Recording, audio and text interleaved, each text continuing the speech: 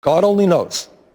But in the long run, if we are ever going to bring peace to that region which has seen so much hatred and so much war, we are going to have to treat the Palestinian people with respect and dignity.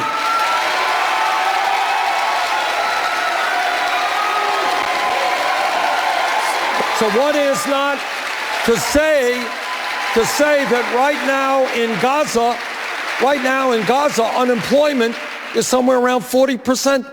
You got a lot of that area continuous. It hasn't been rebuilt. Decimated, houses decimated, healthcare decimated, schools decimated.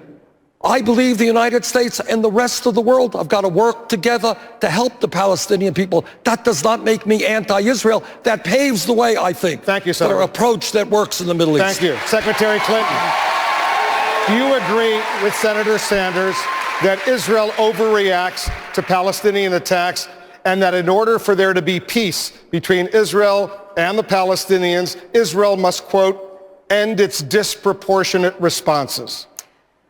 I negotiated the ceasefire between Israel and Hamas in November of 2012. I did it in concert with President Abbas of the Palestinian Authority, based in Ramallah. I did it with the then Muslim Brotherhood President, Morsi, based in Cairo, working closely with Prime Minister Netanyahu and the Israeli cabinet. I can tell you right now, because I have been there with Israeli officials going back more than 25 years, that they do not seek this kind of attacks. They do not invite rockets raining down on their towns and villages.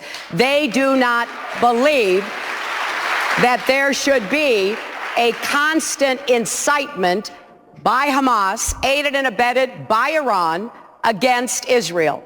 And so when it came time, after they had taken the incoming rockets, taken the assaults and ambushes on their soldiers, and they called and told me, I was in Cambodia, that they were getting ready to have to invade Gaza again because they couldn't find anybody to talk to tell them to stop it.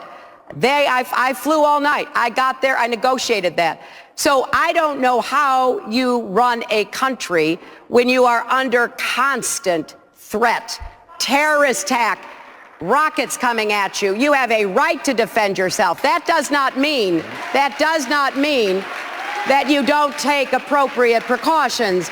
And I understand that there's always second guessing anytime there is a war. It also does not mean that we should not continue to do everything we can to try to reach a two-state solution, which would give the Palestinians the rights, and just let me finish, the rights and the autonomy that they deserve. And let me say this, if Yasser Arafat had agreed with my husband at Camp David in the late 1990s to the offer that Prime Minister Barak put on the table, we would have had a Palestinian state for 15 years already.